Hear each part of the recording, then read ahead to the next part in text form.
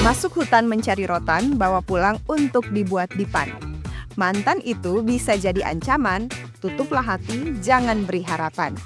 Bagaimana mantan bisa menjadi ancaman dalam pernikahan dan apa yang harus dilakukan agar hal itu tidak terjadi? Kita akan membahasnya di sini dalam program Kapas. Keluarga Allah pasti akan ke surga.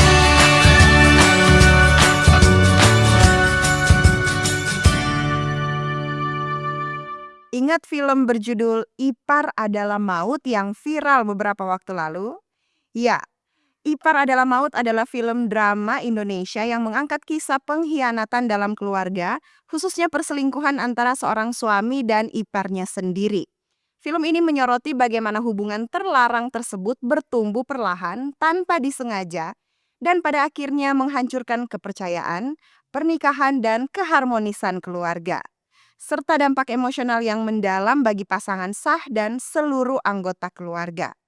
Dari segi possibility, mantan pacar juga sangat bisa menjadi maut. Apa maksudnya? Mantan adalah maut adalah ungkapan yang menekankan bahwa hubungan dengan mantan kekasih dapat menjadi ancaman dan sumber masalah serius bila tidak dijaga batasannya, terutama ketika seorang sudah memiliki pasangan atau sudah menikah. Dengan kata lain, hubungan dengan mantan bisa sangat berbahaya bagi kehidupan emosional, relasi yang sedang dijalani, atau komitmen masa depan karena dampaknya bisa sangat merusak, menghancurkan, dan fatal. Maksudnya kedekatan emosional atau komunikasi yang tidak sehat dengan mantan bisa memicu konflik, cemburu, perselingkuhan, dan merusak hubungan yang sedang dijalani. Ungkapan ini berfungsi sebagai peringatan agar masa lalu tidak dibuka kembali karena berpotensi membawa kehancuran relasi dan kepercayaan. Bagaimana prosesnya mantan menjadi maut? Pertama, kontak kecil yang dianggap biasa dan aman dalam pikiran cuma teman atau sekadar tanya kabar. Mungkin lewat chat ringan, like, atau balas story di mana tidak ada niat buruk sama sekali. Masalahnya adalah dengan hal-hal yang dianggap biasa dan aman tersebut bisa membuka kembali pintu yang seharusnya sudah tertutup.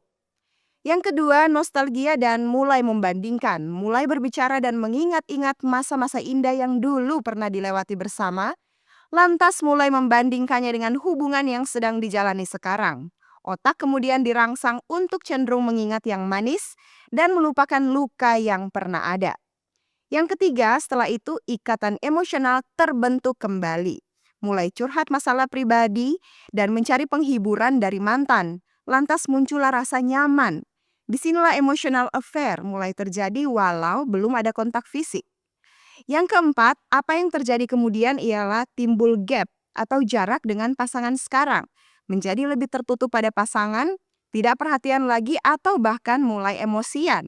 Komunikasi menjadi kian memburuk dan mantan menjadi tempat pelarian bukan pasangan sah. Yang kelima, setelah itu mulai merasionalisasi dosa, berpikir bahwa hubungan yang mulai terjadi lagi dengan mantan bukan perselingkuhan dan bukan dosa. Hati mulai membenarkan yang salah. Selanjutnya hubungan dengan mantan akan mengarah pada tindakan yang melampaui batas, pertemuan diam-diam, diikuti dengan sentuhan emosional atau fisik, dan berakhir dengan perselingkuhan, baik secara emosional dan juga seksual. Yang awalnya kecil berubah menjadi kehancuran besar. Selanjutnya kalau prosesnya sudah di tahap ini, maka mantan adalah maut. Mengapa? Kepercayaan hancur, hubungan rusak, bahkan perceraian, luka batin mendalam dan rasa bersalah serta penyesalan. Pertanyaannya sekarang adalah apa boleh tetap menjalin hubungan atau berteman dengan mantan pacar saat kita sudah menikah?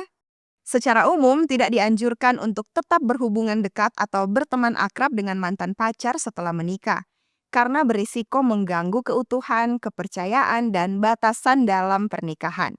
Ingat, hubungan dengan mantan bukan relasi netral karena pernah ada ikatan emosional dan sejarah hubungan hati atau perasaan, dan ada potensi godaan laten atau godaan yang tidak nampak atau tersembunyi, tapi memiliki potensi untuk muncul dan berkembang di kemudian hari.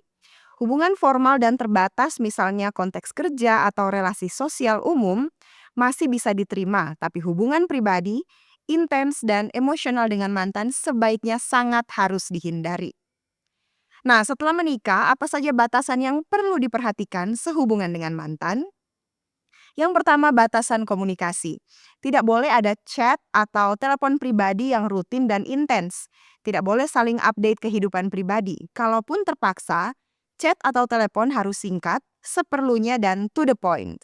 Lebih aman lagi lewat grup atau pihak lain, dan pasangan harus tahu. Yang kedua, batasan emosional. Jangan pernah curhat masalah rumah tangga atau mencari pembenaran dan penghiburan dari mantan. Jangan pernah membahas perasaan, luka, atau nostalgia masa lalu. Perasaan dan emosi disampaikan kepada pasangan, bukan kepada mantan. Yang ketiga, batasan fisik. Jangan ada janji ketemu diam-diam, entah itu untuk nongkrong, makan, atau jalan bersama, apalagi mengarah pada sentuhan fisik, cipika-cipiki, peluk, atau bahkan sekadar tepukan ke pundak atau tangan. Kalaupun terpaksa bertemu, itu bukan janjian, tapi kebetulan dan harus dihindari obrolan panjang di tempat yang tertutup. Yang keempat, batasan media sosial. Jangan pernah stalking mantan melalui media sosial, DM pribadi, atau bahkan sekadar menyimpan foto atau kenangan romantis. Jika perlu, unfollow dan bersihkan arsip yang memicu kenangan masa lalu yang romantis dengan mantan. Yang kelima, jangan pernah menyembunyikan komunikasi, menghapus chat dengan mantan dengan alasan agar pasangan tidak cemburu. Artinya harus terbuka, jujur, dan transparan dengan pasangan. Yang keenam, pasangan harus menjadi prioritas utama, bukan mantan. Yang ketujuh, yang paling penting adalah batasan hati. Jangan pernah menyimpan harapan, membandingkan pasangan dengan mantan, atau sekadar rasa penasaran dengan kehidupan mantan sekarang.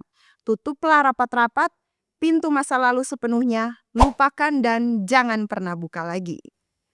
Alkitab mengatakan dalam Lukas 9 ayat 62, setiap orang yang siap untuk membajak tetapi menoleh ke belakang tidak layak untuk kerajaan Allah. Walaupun ayat ini tidak secara langsung berbicara tentang mantan pacar atau hubungan pernikahan, namun bila dikaitkan dengan mantan adalah maut, maka masa lalu tidak boleh diizinkan datang lagi dalam kehidupan pernikahan kita. Yakobus 1 ayat 14 dan 15 mengingatkan kita untuk berhati-hati terhadap keinginan yang bila dibuahi akan melahirkan dosa dan kemudian mendatangkan maut. Keinginan atau kerinduan untuk tetap menjalin hubungan pertemanan dengan mantan tanpa batasan yang ketat bisa membuka pintu godaan, dosa, dan maut. Itulah sebabnya Amsal 4 ayat 23 katakan, jagalah hatimu dengan segala kewaspadaan, karena dari situlah terpancar kehidupan. Hati kita sepenuhnya untuk pasangan, bukan untuk mantan. Sebagai kesimpulan, hati-hati dengan mantan. Mantan pacar hampir tidak pernah bisa menjadi teman sehat setelah menikah. Yang terlihat dewasa seringkali berakhir menjadi luka. Ingat, kesetiaan hati lebih penting daripada menjaga relasi lama. Mantan harus diberi batas paling ketat setelah menikah. Bukan karena tidak dewasa, tetapi karena menjaga yang paling berharga, yaitu pernikahan. Demikianlah pembahasan kita kali ini, dan bila sahabat Kapas merasa diberkati, jangan lupa untuk like dan komen, serta bagikan tayangan ini supaya semakin banyak orang lagi yang diberkati. Tuhan Yesus memberkati kita, dan salam Kapas.